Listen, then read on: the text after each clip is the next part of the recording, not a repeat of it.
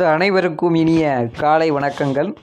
நம்ம இந்த வீடியோ பதிவில் பார்க்க இருக்கிறது டிசிசிபி எக்ஸாமுக்கான சிலபஸ். சரிங்களா, அது சார்ந்த ஒரு முழுமையான தகவலை தான் நம்ம இந்த வீடியோ பதிவில் பார்க்க போகிறோம். நீங்கள் நம்ம சேனலுக்கு புதியவராக இருந்தால் மறக்காமல் சேனலை சப்ஸ்கிரைப் பண்ணிடுங்க.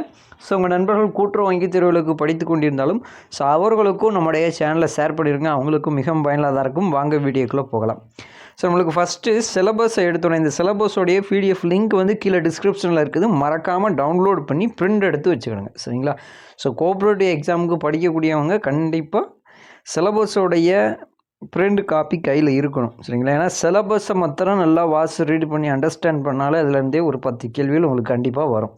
10க்கு மேற்பட்ட கேள்விகளை கேட்க வாய்ப்புகள் இருக்குது. சரிங்களா, ஃபஸ்ட்டு பார்க்கலாம். மொத்தம் உங்களுக்கு பொருளடகத்தில் பாடத்தின் தலைப்பு ஒரு 6 பாடங்கள் கொடுத்துருக்குறாங்க. சரிங்களா, அதில் முதல்ல பார்த்துக்கிடுங்க கூட்டுறவு மேலாண்மை, கூட்டுறவு கடன் மற்றும் வங்கியல், கூட்டுறவு கணக்கியல், இதில் தணிக்கையும் இன்க்ளூடிங்காக வந்துடும். சரிங்களா, கூட்டுறவு தணிக்கையும் உங்களுக்கு வந்துடும். அதுக்கப்புறம் கம்ப்யூட்டர், அதுக்கப்புறம் பொது அறிவு தமிழ். இது எல்லாமே சேர்த்து தான் உங்களுக்கு 200 கேள்விகள் கேட்பாங்க. சில காமனாக வந்து கூட்டுறவு மேலாண்மையில் இருந்தே பார்த்திங்கன்னா ஒரு 40 கொஷின் உங்களுக்கு கேட்டுருவாங்க. சரிங்களா, நம்மளுக்கு 40 கொஷின் கேட்டுருவாங்க. இந்த கூட்டுறவு பேங்கிங்கில் இருந்து ஒரு 30 கொஷின், இதுலேயே உங்களுக்கு 70 கொஷின் முடிந்து விடுகிறது. அதை தொடர்ந்து பார்த்துக்கிட்டிங்கன்னா உங்களுக்கு அக்கௌண்ட்ஸு ப்ளஸ் ஆடிட்டிங் ரெண்டுலேயும் சேர்த்து 20 கொஷின் கேட்பாங்க. கம்ப்யூட்டரில் வந்து ஒரு 10, ஆக மொத்தம் 100 கேள்வி உங்களுக்கு கோஆப்ரேட்டிவில் கேட்டுருவாங்க. இந்த 100 கேள்விகளில் மினிமம் கண்டிப்பாக ஒரு 75 கொஷின் நீங்கள் கரெக்டாக ஆன்சர் கொடுக்கணும். சரிங்களா, அதை தொடர்ந்து பார்த்துக்கிட்டிங்கன்னா நம்மளுக்கு பொது அறிவு, இந்த பொது அறிவு சாப்டரை பொறுத்தளவில் உங்களுக்கு வந்து ஒரு பெரிய கடல் மாரி தான் இருக்கும். உங்களுக்கு டிஎன்பிஎஸ்சி குரூப் 2க்கு எப்படி ப்ரிப்பேர் பண்ணுவீங்களோ அப்படி தான் ப்ரிப்பேர் பண்ணணும். அதை காட்டிலும் இது கொஞ்சம் ஈஸியாக தான் இருக்கும் நம்மளுக்கு. சரிங்களா, அதுக்கப்புறம் தமிழில் வந்து ஒரு 20 கொஷின். இந்த பொது அறிவில் ஒரு 80 கொஷின் கேட்பாங்க. ஆக மொத்தம் 100 கேள்விகள். இப்போ இதில் நீங்கள் மினிமம் எல்லாம் சேர்த்து பார்த்திங்கன்னா 100 கேள்விக்கு மினிமம் இதில் ஒரு என்ன சொல்லலாம்னா ஒரு இதுலேயும் ஒரு 75 கேள்விகள். அப்போ அதில் ஒரு 75, இதில் ஒரு 75 பார்த்துக்கிட்டிங்கன்னு சொன்னால் 150 கேள்விகள் நீங்கள் கரெக்டாக ஆன்சர் கொடுக்கும் பட்சத்தில் கண்டிப்பாக வேலை வாங்குவதற்கு அதிக வாய்ப்புகள் இருக்குது. சரிங்களா, அப்போ 130 கேள்விகளுக்கு மேலே எடுத்தால் இன்டர்வியூ நீங்கள் செலக்ட் ஆகிருவீங்க. சரிங்களா, கண்டிப்பாக வேலை கிடைக்கணும் அப்படின்னு சொன்னால் நல்ல எஃபெக்ட் போட்டு படிங்க. எளிமையாக இந்த கோஆப்ரேட்டிவ் எக்ஸாமில் நம்ம கிளியர் பண்ணிடலாம். சரிங்களா, அது போக ரிசர்வேஷன்ஸ்லாம் நிறையா இருக்குது. தமிழ் வழி ரிசர்வேஷன், மாற்றுத்திறனாளிகளுக்கான ரிசர்வேஷன்ஸ், இப்படி ரிசர்வேஷன்ஸ் நம்மளுக்கு இருக்கும் பட்சத்தில் வந்து இன்னும் கொஞ்சம் அதிகமான வாய்ப்புகள் வேலை கிடைப்பதற்கு நம்மளுக்கு இருக்கின்றது. சரிங்களா, கிளியராக பார்க்கலாம். கூட்டுறவு மேலாண்மை பொறுத்தளவில் ஐசிஐ டாபிக். சரிங்களா, முதலாக அந்த ஐசிஐ பற்றி தான் கொடுத்துருக்காங்க. இந்த ஐசிஐ பற்றி நம்ம ஆல்ரெடி நம்மளுடைய சேனலில் ஒரு கிளாஸாக வீடியோ ஒரு 40 கொஸ்டின் போட்டிருப்போம். அந்த 40 கேள்விகளை நீங்கள் சரியாக படித்தாலே போதும். சரிங்களா, அதிலேருந்து தான் உங்களுக்கு மறுபடியும் டிஆர்பி எக்ஸாமில் கேட்டுக்கிட்டு இருக்கிறாங்க. அதை மாத்திரம் நீங்கள் ப்ராப்பராக ஃபாலோ பண்ணணும். நம்ம சேனலில் போடக்கூடிய ஒவ்வொரு வீடியோஸும் உங்களுக்கு மிக பயனுள்ளதாக இருக்கும். நம்ம கொடுக்கக்கூடிய கொஸ்டின்ஸ் ஆன்சர்ஸ் எல்லாத்தையும் ஒரு நோட்டில் நீங்கள் வந்து எழுதி வைத்து படிக்கவும் தொடங்குங்க. சரிங்களா, நம்மளுடைய டெஸ்ட் பேட்ச்லேயும் ஜாயின் பண்ணுங்கள். டெஸ்ட் பேட்சில் வந்து நம்ம இந்த வாட்டி ஒரு 3600 கேள்விகள் வரைக்கும் கவர் பண்ணுறோம். அதுலேருந்து தான் உங்களுக்கு கொஷின்ஸ் கேட்பாங்க. சரிங்களா, அதுக்கப்புறம் 2வது பார்த்துக்கிட்டிங்கன்னா இந்தியாவிலையும் வெளிநாட்டில் இருக்கக்கூடிய கூட்டுறவு முன்னோடிகள். இதில் வந்து நிறையா கூட்டுறவு முன்னோடிகள் கொடுத்துருக்காங்க.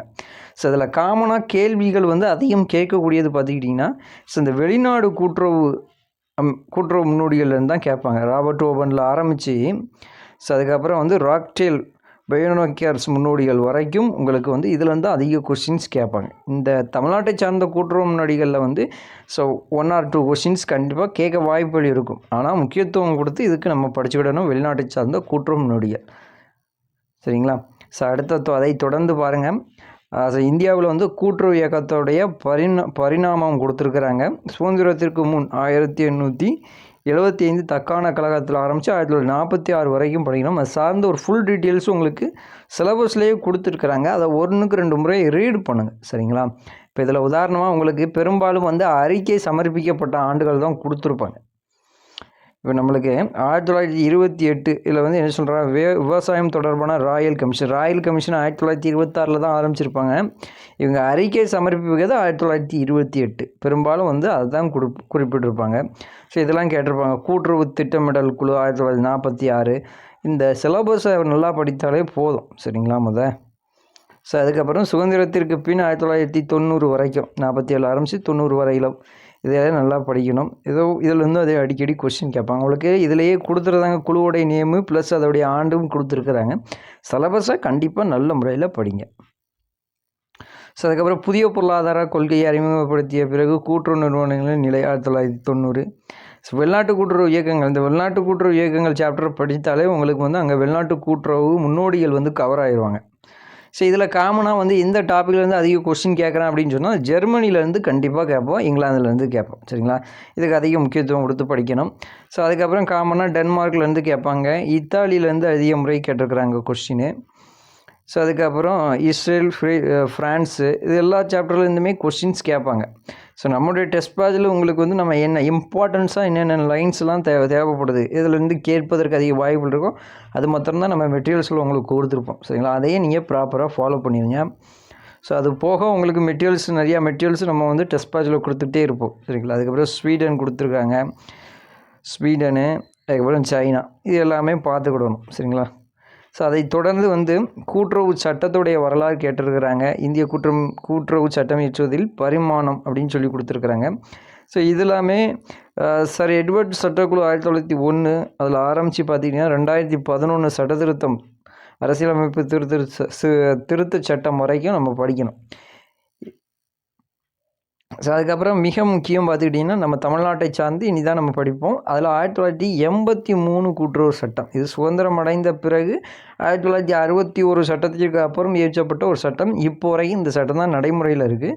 ஸோ அதில் இருக்கக்கூடிய இம்பார்ட்டன்ட் ஆக்ட்ஸ் எல்லாம் கொடுத்துருக்குறாங்க. இதில் காமனாக பார்த்துக்கிட்டிங்கன்னா ஸோ இந்த நிகர லாப பிரிவு 72 கண்டிப்பாக அதில் கொஸ்டின் வராமல் இருக்காது. அதுக்கப்புறம் 87, 90, 137, அதுக்கப்புறம் 151 ஆரம்பித்து பார்த்துக்கிட்டிங்கன்னா 154, 51 தீர்ப்பாணையத்தை பற்றி குறிப்பிட்டிருப்பாங்க. 54 மறு ஆய்வை பற்றி குறிப்பிட்டிருப்பாங்க. இந்த சாப்டர், இந்த சட்டத்துக்கு முக்கியத்துவம் கொடுத்து படிச்சுக்கிடுங்க. இதுலேருந்து மினிமம் ஒரு 8 கேள்விகள் கண்டிப்பாக வரும் சரிங்களா. நம்ம கூட்டுறவு மேலாண்மை எடுத்துக்கிட்டாலே சட்டம் தான், நல்ல முறையில் படிங்க. ஸோ அதை தொடர்ந்து பார்த்துக்கிட்டிங்கன்னா கூட்டுறவு சங்கங்களுக்கு பொருத்தம், அதாவது இதர சட்டங்கள் நம்முடைய கோஆப்ரேட்டிவ் செக்டாருக்கு பொருந்தக்கூடிய இதர சட்டங்களை பற்றி குறிப்பிட்டிருக்காங்க. இதிலேருந்து 1 கொஸ்டின்ஸ் 2 கேள்விகளோ வரலாம். ஸோ முக்கியமாக பார்த்துக்கிட்டிங்கன்னா ஒப்பந்த சட்டம் 1872 கண்டிப்பாக வரும், அதை நல்லா படிச்சுக்கிடுங்க. ஸோ கூட்டுறவு மேலாண்மை, ஸோ அதுக்கப்புறம் முடிவெடுத்தல், கூட்டுறவு நிர்வாகத்தின் அம்சங்கள், இது எல்லாமே உங்களுக்கு கொடுத்துருக்குறாங்க, இதெல்லாம் படிச்சுக்கிடுங்க சரிங்களா. இதில் இருந்தால் அடிக்கடி காமனாக கொஸ்டின்ஸ் வரதான் செய்யும் சரிங்களா.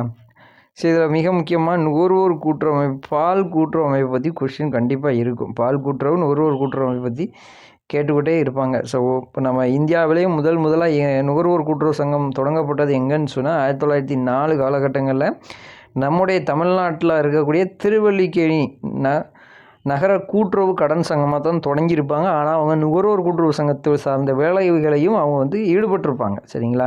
இதான் முதல் நுகர்வோர் கூட்டுறவு சங்கம். பின்னால் நுகர்வோர் கூட்டுறவு சங்கமாக மாற்றிருப்பாங்க சரிங்களா. பால் கூட்டுறவு சங்கம் பார்த்துக்கிட்டா இந்தியாவில் முதல் பால் கூட்டுறவு சங்கம் உத்தரப்பிரதேசத்தில் தான் முதல்ல பதிவு செஞ்சுருப்பாங்க சரிங்களா. ஸோ இந்த பால் கூட்டுறவு சங்கத்தில் இருந்து பார்த்துக்கிட்டிங்கன்னா அதிகபட்சம் எதை கேட்பாங்கன்னு சொன்னால் அமுல் நிறுவனத்தை பற்றி கேட்பாங்க. அது 1946 தொடங்கியிருப்பாங்க சரிங்களா. குஜராத்தில் இருக்கக்கூடிய ஒரு அமைப்பு தான், இதை பற்றி அடிக்கடி கேட்பாங்க. அதுக்கப்புறம் கூட்டுறவு கல்வி பயிற்சி, இப்போ நீங்கள் தேசிய லெவலில் எடுத்துக்கிட்டிங்கன்னு சொன்னால் தேசிய கூட்டுறவு ஒன்றியம் தான் இந்த கல்வி சார்ந்த பணிகளில் ஈடுபடுவாங்க.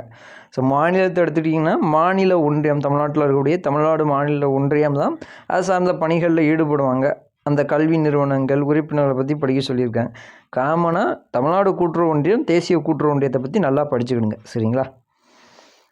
ஸோ அதுக்கப்புறம் கூட்டுறவு நிர்வாகம், நம்மளுக்கு நிர்வாகம்னாலே தெரியும், பிரிவு 33 நிர்வாக குழுவை பற்றி குறிப்பிடுகிறது சரிங்களா. 33A தேர்தல் ஆணையத்தை பற்றி குறிப்பிடுகிறது. 88 நிர்வாக குழு கலைத்தலை பற்றி குறிப்பிடுகிறது. 52 பார்த்திங்கன்னா நிர்வாகக்குழு தேர்தலை பற்றி விதி 52 சரிங்களா. இதெல்லாமே இம்பார்ட்டன்ட் சாப்டர்ஸ் தான், இதெல்லாம் நல்லா படித்து கொள்ளுங்கள். ஸோ அதுக்கப்புறம் நிர்வாகக்குழு கூடுவதற்கு முன்பு ஒரு 3 மாதத்துக்கு ஒரு திருப்பு கண்டிப்பாக கூட்டணும். நாளைக்கு நடைபெறுகிறதா அதற்கு முன்னால் 3 நாளைக்கு முன்னே ஸோ அந்த நடைபெறக்கூடிய கூட்டம் இன்றைக்கி நடைபெறுகிறது அப்படின்னு சொல்லி ஒரு அனௌன்ஸ்மெண்ட் வந்து நிர்வாகக்குழு உறுப்பினர்களுக்கு நிர்வாகம் சார்பில் கொடுக்கணும் அப்படின்னு சொல்லி ஒரு விதிகள்லாம் இருக்குது. அதாவது காமனாக வந்து படிக்கக்கூடிய சாப்டர்ஸ் இம்பார்ட்டன்ட் கொடுத்து படித்தாலே ஸோ இதில் ஈஸியாக கிளியர் பண்ணிடலாம். ஸோ கூட்டுறவு நிர்வாகம், மேலாண்மை குழு, நம்முடைய கூட்டுறவு தேர்தல் எல்லாமே உங்களுக்கு கொடுத்துருப்பாங்க. எல்லாமே காமன் சாப்டர்ஸ் தான். ஸோ அதுக்கப்புறம் கடன் வங்கிகள்னாலே பொதுவாகவே வந்து தொடக்க மேலாண்மை கூட்டுறவு கடன் சங்கம், மத்திய கூட்டுறவு வங்கி, தலைமை கூட்டுறவு வங்கி, ஊரக வளர்ச்சி வங்கிகள் இதை பற்றி நல்லா நீட்டாக படிச்சுக்கணும். ஆர்பிஐ, நபார்டு சரிங்களா, அவை வழங்கக்கூடிய கடன்கள், அப்புறம் கடன் சேவைகள், இந்த கடன் சேவைகள் வழங்குவாங்க. அதுபோக வங்கி சேவைகள் நிறையா இருக்கும். இதுவில் காமனாக படிச்சுக்கிடுங்க. இதில் வந்து முக்கியமாக வந்து ஆர்பிஐயுடைய ஆக்ட்லாம் இருக்கும். வங்கி ஒழுங்குமுறை சட்டம், மாற்றுமுறை ஆவண சட்டங்கள். ஸோ இதை கிளியராக படித்தாலே போதுமானது. இதில் வந்து உங்களுக்கு வேறு மாதிரியே கொடுத்துருப்பாங்க சரிங்களா, புரியாத அளவுக்கு கொடுத்துருப்பாங்க ஏபிசின்னு. ஸோ அவ்வளோலாம் படிக்க தேவை கிடையாது. முக்கியமான அமைப்புகள் மற்றும் படித்தால் போதுமானது. உங்களுடைய டெஸ்ட் பேட்சில் வந்து நீங்கள் ஜாயின் பண்ணிங்கன்னா இது சார்ந்த ஃபுல் டீட்டெயில்ஸ் உங்களுக்கு நம்ம கொடுத்துருப்போம் ஆல்ரெடி. ஸோ அதுக்கப்புறம் பார்த்துக்கிட்டிங்கன்னா இதே மாநில கூட்டுறவு தான். மாநில கூட்டுறவுடைய செயல்பாடுகள், நபார்டுடைய செயல்பாடுகள். ஸோ அதே போல் இங்கே கூட்டுறவு வங்கிகள், வணிக வங்கிகளுக்கு இடையிலான வேறுபாடுகள் எல்லாமே கொடுத்துருப்பாங்க சரிங்களா. நம்ம சொன்னமே இந்த பார்த்தீங்களா, வங்கி ஒழுங்குமுறை சட்டம் 1966 கண்டிப்பாக அதுலேருந்து கொஷின்ஸ் வரும். அதே போல் வந்து மாற்றுமுறை ஆவண சட்டம் 1881 கொஷின்ஸ் வரும். இதுலேயே உங்களுக்கு வந்து இந்த பிரிவுகள்லாம் கொடுத்துட்டாங்க. இந்த பிரிவுகளை படித்தாலே போதும். பிரிவுகளை தான் கண்டிப்பாக கேட்பாங்க உங்களுக்கு, வேறு எதுவுமே கேட்க மாட்டாங்க. அதனால் பிரிவை நல்லா படிச்சுக்கிடுங்க. அதுக்கப்புறம் வங்கி சேவைகள், அப்புறம் இந்த கூட்டுறவு வங்கிகளை ஆய்வு, கண்காணிப்பு 2 அமைப்புகள் தான் கண்காணிக்கும். ஒன்று நல்லா ஞாபகம் வச்சுக்கிடுங்க, நபார்டு கண்காணிக்கும், அதுபோல் ஆர்பிஐ கண்காணிக்கும், அதுபோல் ஆர்சிஎஸ்ன்னு சொல்லக்கூடிய பதிவாளரும் கண்காணிப்பாங்க. அந்த 3 அமைப்புகளும் வந்து ஒரு நகர கூட்டுறவு வங்கியாக இருந்தாலும் சரி, மாவட்ட மத்திய கூட்டுறவு வங்கியாக இருந்தாலும் சரி, மாநில கூட்டுறவு வங்கியாக இருந்தாலும் சரி கண்காணிப்பாங்க. ஸோ அதுக்கப்புறம் கூட்டுறவு கணக்கியலில் நீங்கள் ஆல்ரெடி 11th 12th புக்கை பார்த்தாலே போதும். அது போக உங்களுக்கு டிசிஎம் கோர்ஸ் புக்கில் கொடுத்துருப்பாங்க. அதில் உள்ள சம்ஸு, தேய்மானம், இரட்டை பதிவு முறைகள் இது எல்லாமே நீங்கள் பார்த்தாலே போதும். இதில் கேட்கக்கூடிய கொஷின்ஸுக்கு ஈஸியாக ஆன்சர்ஸ் கொடுத்துடலாம். ஸோ கம்ப்யூட்டரை பொறுத்தளவில் நம்ம ஆல்ரெடி மெட்டீரியல்ஸ் கொடுத்துருப்போம். அது போக டிசிஎம் கோர்ஸில் உங்களுக்கு கம்ப்யூட்டர் புக்ஸு கொடுத்துருப்பாங்க, அதை படிக்க யூஸ் பண்ணிக்கலாம். ஸோ 12th 11th வந்து கணினி பயன்பாடுன்னு சொல்லி புக்ஸ்லாம் கொடுத்துருப்பாங்க சரிங்களா. ஸ்கூல் புக்கு அந்த சாப்டர்ஸை கூட நீங்கள் படித்து கொள்ளலாம் சரிங்களா. நம்ம டெஸ்ட் பேட்சில் உங்களுக்கு நோட்ஸும் நம்ம ஒரு 42 பக்கமும் கொண்டு ஒரு நோட்ஸும் கொடுத்துருக்கோம். அதில் ஓவரால் கவர் பண்ணியிருப்போம். அதையும் நீங்கள் நல்ல முறையில் பயன்படுத்தி கொள்ளுங்கள். ஸோ அதுக்கப்புறம் பொது அறிவை பொறுத்தளவு ஸ்கூல் புக்ஸ் தான், வேறு ஒன்றுமே கிடையாது. நம்ம வேர் டு ஸ்டடி ஆல்ரெடி கொடுத்துருப்போம் சரிங்களா, அதை பார்த்துக்கணுங்க. தமிழும் அதே போல் நம்ம கொடுத்துருப்போம். ஸோ ஓவரால் வந்து இந்த சிலபஸை நீங்கள் ப்ராப்பராக படிச்சிங்க அப்படின்னு சொன்னாலே கண்டிப்பாக எல்லாருமே ஒரு 200 கேள்விக்கு மினிமம் ஒரு 140+ போடலாம் கண்டிப்பாக சரிங்களா. ஸோ வேலைக்கும் தேவைப்படுவதும் 140+ தான் தேவைப்படும் உங்களுக்கு சரிங்களா. அதனால் நல்ல முறையில் படிங்க. நம்ம வந்து ஃப்ரீ டெஸ்ட்லாம் உங்களுக்கு டெய்லி கொடுத்துட்ருப்போம். ஸோ அதுபோக சாப்டர் வைஸ் இம்பார்ட்டன்ட் சாப்டர்ஸ்லாம் உங்களுக்கு வீடியோவாக எடுத்து போடுவோம் சரிங்களா. ஸோ மற்றொரு வீடியோ பதிவில் உங்களை சந்திக்கிறேன். நன்றி, வணக்கம்.